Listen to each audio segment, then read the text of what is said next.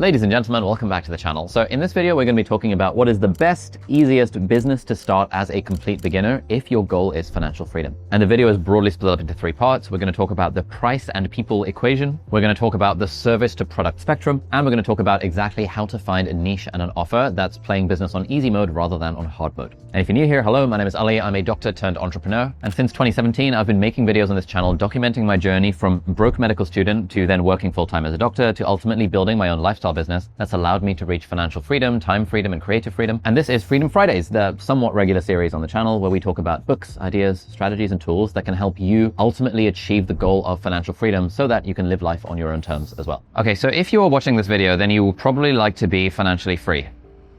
Maybe you want financial freedom, you would love to have time freedom as well, where you can spend your time broadly however you want, and you would also love to have creative freedom, where you can work on stuff that fulfills and energizes you. That begs the question, okay, well, how do you do that? And maybe you've realized through watching maybe my content, maybe other people's content, that like start a business is a much nicer way for most people to get to financial freedom compared to follow a normal traditional career and get a job, for example. But then that begs the question of, okay, bro, like which business do I start? I want to introduce you to a simple equation for basically how to make money. And that simple equation basically has 2 variables. It's basically your number of customers, i.e. how many people are buying your stuff, and then the price point of your stuff.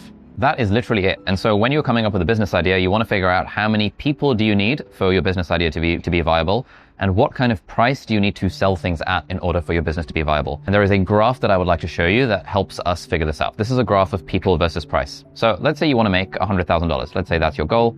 If you wanted to, the way you could make 100K is you could sell something for 100K to a single person, right? So we've got one person over here, and this is kind of like our price over here, right?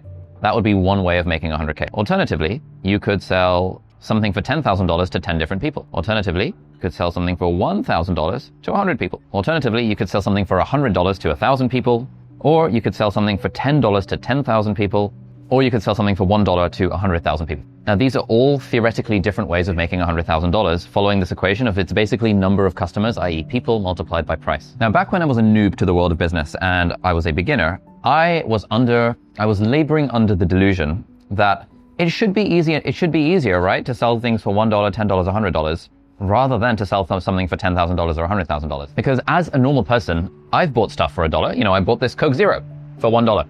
I've bought stuff for $10. This doner kebab with chips was about $10. Actually, more like $5, but whatevs. And I've also bought things for $100. But when you start getting into the $1,000 range, that's like a MacBook or something like that. And you know, $10,000, that's like a really expensive car. 100K, like the only thing that you can spend 100K on is a house, right? Like this was my conception of the world. And so I thought that if I were to start a business, I should sell cheap things for $1, $10, or $100 and just sell loads of them, right? Because that is easier. And that could not have been further from the truth. And this is very counterintuitive, but actually, if you want to make $100,000, it is way easier to do it selling, for example, 10 copies of something for $10,000 compared to selling 10,000 copies of something for $10. The volume is way harder than the price. Yes, of course, on an individual level, it's easier to sell something for $10 than to $10,000. Like, I probably couldn't sell you a $10,000 thing. I could probably sell you a $10 thing. Like, maybe you want to buy my book for about $10. But if I were trying to make 100 grand, it's so much harder for me to find 10,000 of you to sell my $10 book to, compared to just finding 10 people to sell a $10,000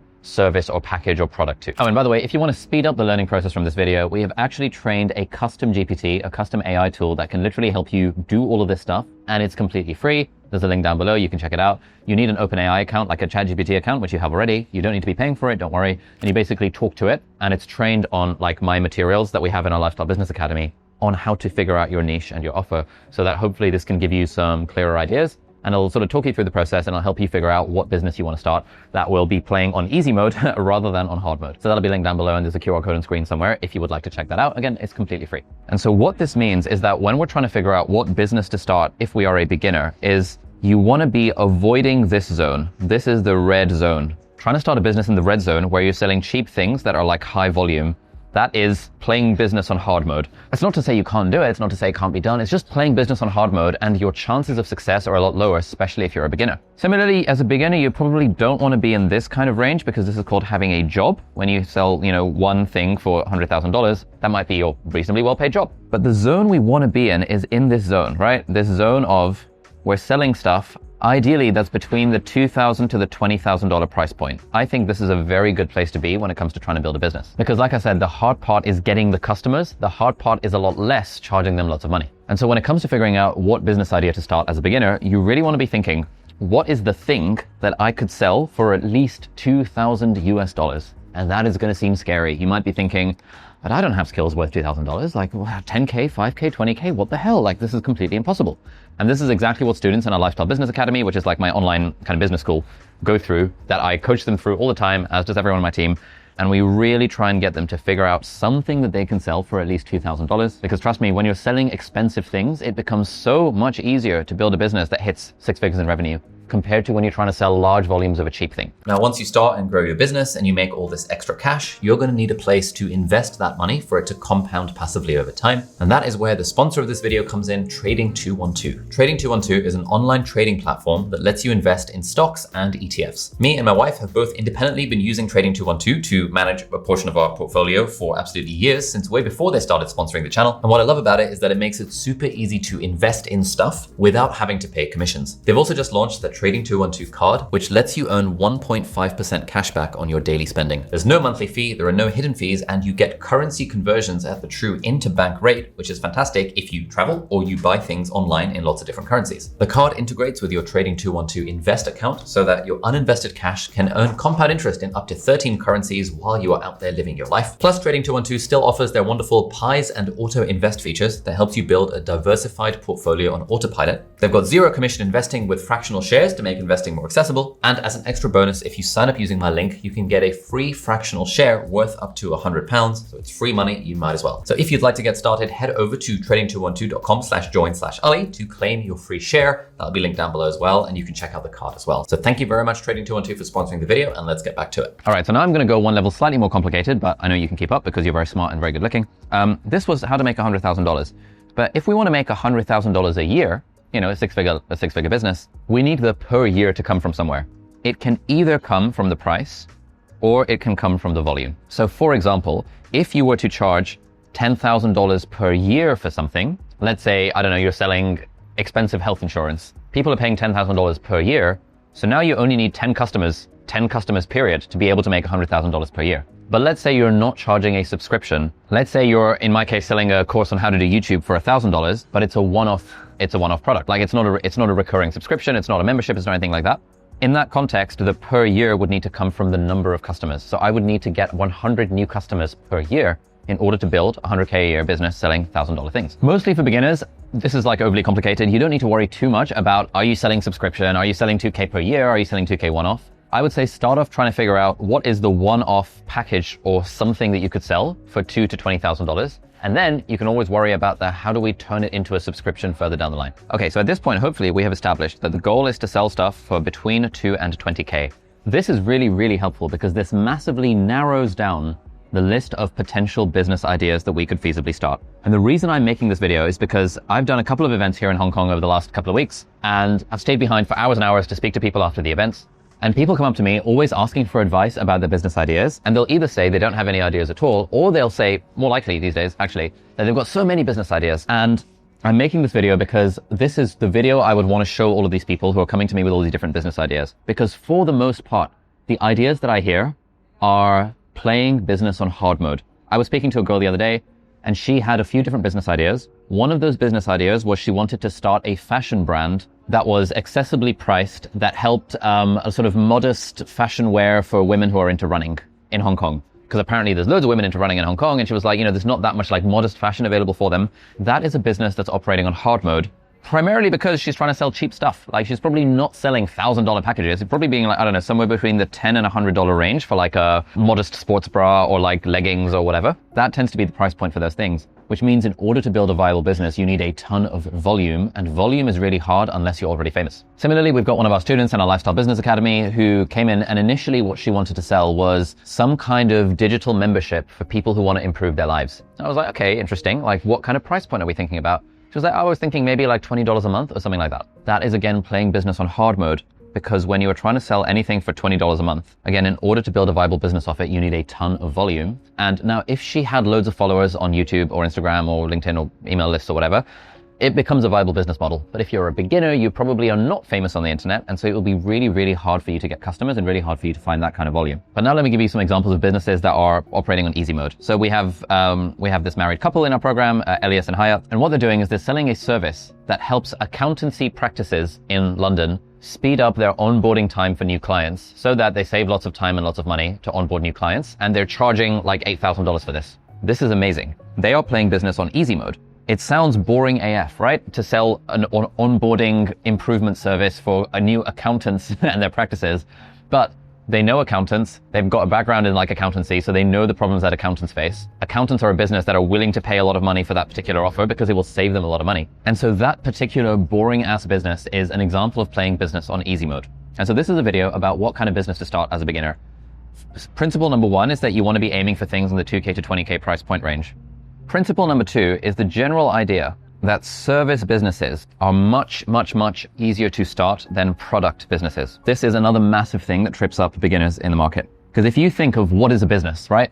When you imagine starting your own business, you probably imagine creating some kind of cool product. I'd like to sell products. I'd like to sell hoodies. I'd like to sell tote bags. I'd like to start a fashion brand. I'd like to build apps that's selling a product, for example. I'd like to sell doner kebabs, this is selling a product. You probably don't imagine selling a service. Man, I'd really love to be a boutique web design agency. Man, I'd really love to help accountancy firms improve their onboarding processes. Man, I'd really love to be a sales training service facilitation for businesses doing B2B sales that are selling through conferences. Those are service businesses. And if you think of all the businesses you know of, probably 99% of them are product businesses. This is one of these like cognitive biases that we have, where if you imagine business, you probably think of Apple, they sell stuff. You think of Starbucks, they sell stuff. You think of Sony, they sell cameras. You think of the doner kebab down the road, they sell stuff.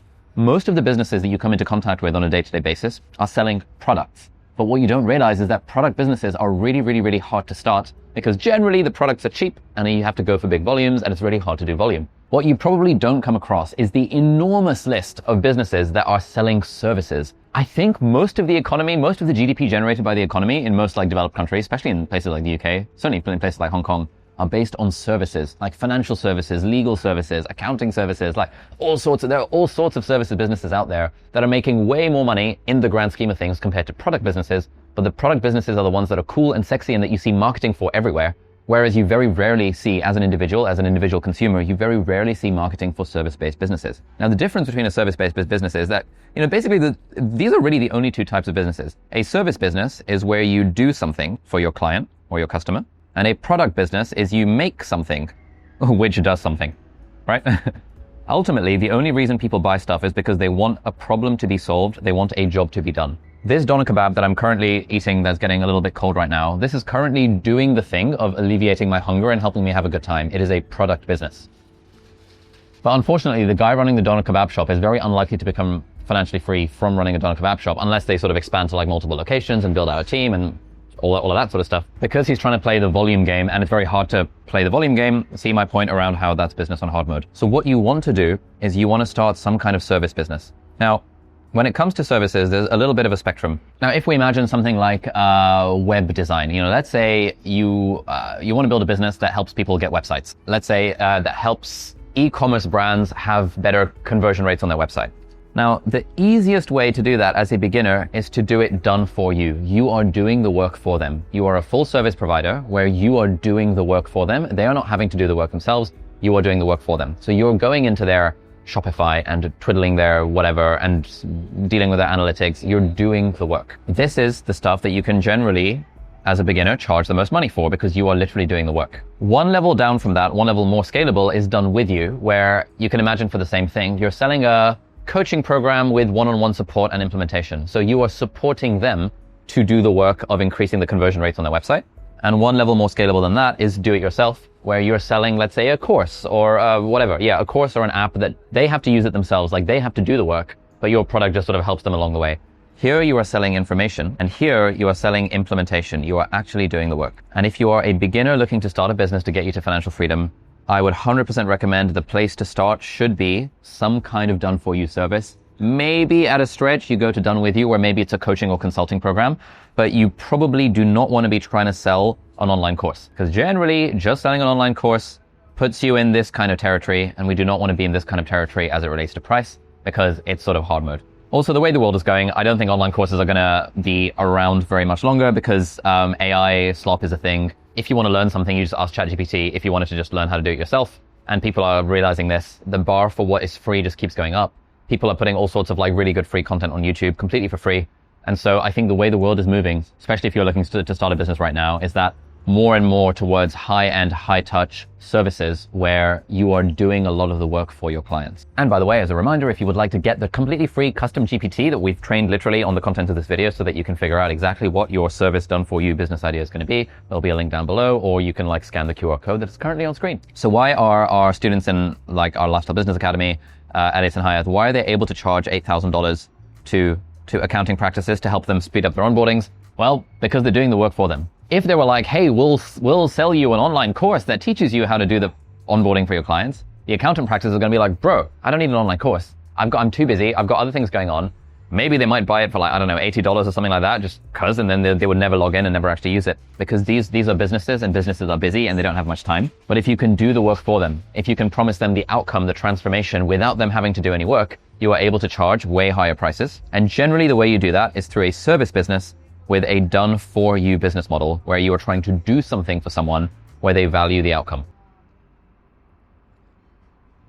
Now, all of this begs the question, like, okay then, so I'm going to start a service business, which is a done-for-you, where I'm charging somewhere between $2,000 and $20,000. So then you're probably thinking, okay, well, what sort of service business do I start? And this is where I cannot give you the answer, but I can give you some ways of thinking about it. Now, when we're figuring out our niche, there's kind of two things we need to figure out. It's like, who is the person and what is the problem that they have? Because people pay money to solve problems. And then your business is sort of like the bridge that helps take that person and helps them solve their particular problem. Now, if you want to play business on easy mode, you want to find someone who is rich. If the person is rich, or if they are a business with lots of money, it is so much easier to charge them $2,000 to $20,000 for something. Whereas if you're trying to start a business selling stuff to people who don't have money, it is very, very difficult to do that. So you want to be finding a problem to solve for people who are rich. And ideally, this is a very painful problem for them, because the more painful the problem is, the more motivated they are to solve the problem. Therefore, when your business positions itself as the solution to that problem, for example, hey, you know how every time you onboard a new client for your accounting practice, it takes you weeks and weeks of onboarding time, and you waste all this time and waste all this money.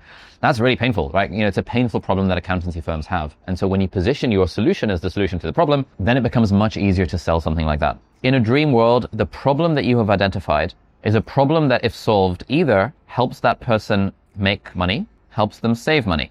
For example, if you can start a service-based business that charges between 2 and 20K, and the problem that you solve is that, you know, you help a business that, you know, is struggling with their sales get more sales, that means they are literally making more money, and therefore you are able to charge some kind of percentage of how much money you've added to them. Those are the easiest things to sell because they lead to a direct, very tangible return on investment for your client. Then along the same vein, if, for example, you're a service-based business and you are saving the customer a lot of money, like, you know, save $100,000 on X, you can probably charge $10,000, $20,000, $30,000, $40,000 for that kind of thing because you're saving them a lot more money than you are costing. Again, there is a very tangible return on investment.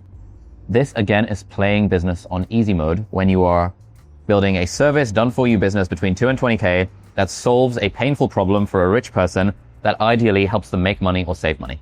Now, the problem is, you might be thinking that you might not have the kind of skills that can help a business make money or save money. We have people in our program that want to be life coaches, mindset coaches. I want to help working professionals overcome imposter syndrome. Those are harder businesses to start. I'm not saying it can't be done. We can certainly mentor people and help them out as best as we can in that process, but they're harder businesses to start because what you are solving, imposter syndrome, is not a tangible problem. It is not for some people it might be a painful problem, but a way to improve that particular offer would be like, okay, I help working professionals cure their imposter syndrome so that they can get a raise, so that they can get a promotion. When you tie the intangible to something tangible that they want, that they can see the return on investment in, for example, getting a raise, getting a promotion, therefore making money, we are tying our outcome to a make money outcome, it becomes much easier to charge $2,000 to $20,000 for the specific thing. Whereas when you have something that is intangible, like I'll improve your mindset, I'll help you find your purpose, I'll help you even be more productive, that's actually quite intangible. I'll help you overcome imposter syndrome, I'll help you get over anxiety. Like these things, the more intangible they are, the harder it is for people to see the value that you're offering, especially when you're trying to price between 2 and 20K. And so the sort of process that we take our students through is basically like a lot of back and forth around how can we tie this intangible transformation that you're offering to something tangible so that people can see the value of it.